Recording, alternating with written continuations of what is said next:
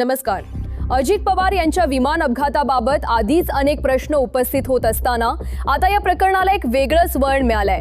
कारण आता असं गंभीर आरोप करण्यात आलाय की रोहित पवार यांच्याशी संबंधित साखर कारखान्यातून निघणाऱ्या धुरामुळे बारामती परिसरात दृश्यमानता कमी झाली आणि त्याचा संबंध या विमान अपघाताशी असू शकतो.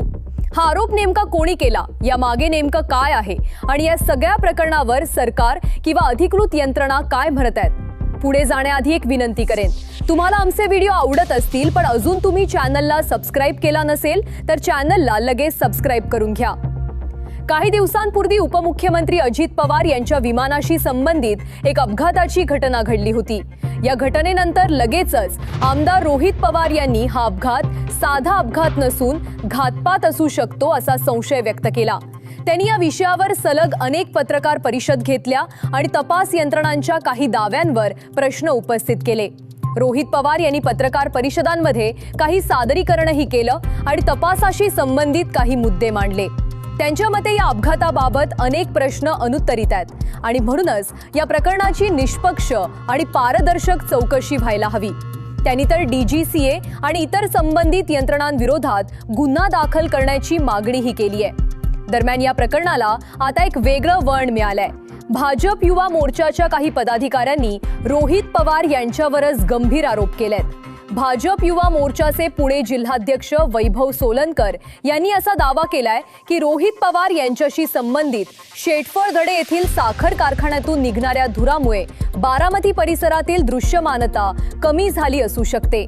त्यांच्या मते जर त्या दिवशी परिसरात जास्त धूर किंवा प्रदूषण निर्माण झाले असेल तर त्याचा परिणाम विमानाच्या उड्डाण किंवा लँडिंग प्रक्रियेवर होऊ शकतो.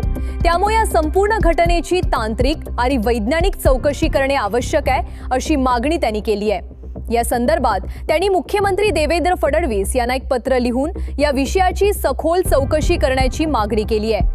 त्या पत्रामध्ये आणखी काही मुद्देही मांडण्यात आले आहेत. त्यांच्या म्हणण्यानुसार त्या साखर कारखान्यामुळे परिसरात प्रदूषण वाढत असल्याच्या तक्रारी स्थानिक नागरिकांकडून येत आहेत. काही लोकांना श्वसनाचे त्रास, डोळ्यांची जळजळ आणि त्वचेच्या समस्या होत असल्याचाही दावा करण्यात आलाय. तसेच या प्रदूषणाचा परिणाम शेतीवरही होत असल्याचा आरोप करण्यात आलाय. त्यामुळे एक महत्त्वाचा प्रश्नही उपस्थित करण्यात आलाय. अजित पवार यांच्या विमान अपघाताच्या दिवशी बारामती परिसरात धुरामुळे दृश्यमानता कमी झाली होती का? किंवा औद्योगिक उत्सर्जनामुळे कृत्रिम धुके तयार झाले होते का? याची वैज्ञानिक तपासणी होणे आवश्यक असल्याचे त्यांनी म्हटले. याशिवाय रोहित पवार यांनी स्वतः पुढे येऊन या साखर कारखान्याच्या धुराचा विमानतळावर काही परिणाम होतो का नाही याबाबत स्पष्ट सादरीकरण करावे असे आव्हानही देण्यात आले. दरम्यान या सर्व आरोपांवर रोहित पवार यांनी प्रतिक्रिया दिली आहे. त्यांच्या मते हे सर्व आरोप राजकीय द्वेषातून केले जात आहेत. त्यांनी स्पष्टपणे सांगितलंय की या प्रकरणाचा त्यांच्या साखर कारखान्याशी काहीही संबंध नाही. तसेच अजित पवार यांच्या विमान अपघाताची निष्पक्ष चौकशी व्हावी या त्यांच्या भूमिकेत कोणताही बदल नाही असंही त्यांनी स्पष्ट केलंय. खरं काय आहे आणि या अपघातामागचं नेमकं कारण काय आहे हे अधिकृत तपास आणि वैज्ञानिक चौकशीतूनच स्पष्ट होणार आहे. त्यामुळे पुढील काही दिवसात या प्रकरणात कोणते नवीन खुलासे होतात याकडे सर्वांचे लक्ष लागले. अशाच महत्त्वाच्या आणि सविस्तर बातम्या पाहण्यासाठी चॅनलला सबस्क्राइब करायला विसरू नका. धन्यवाद.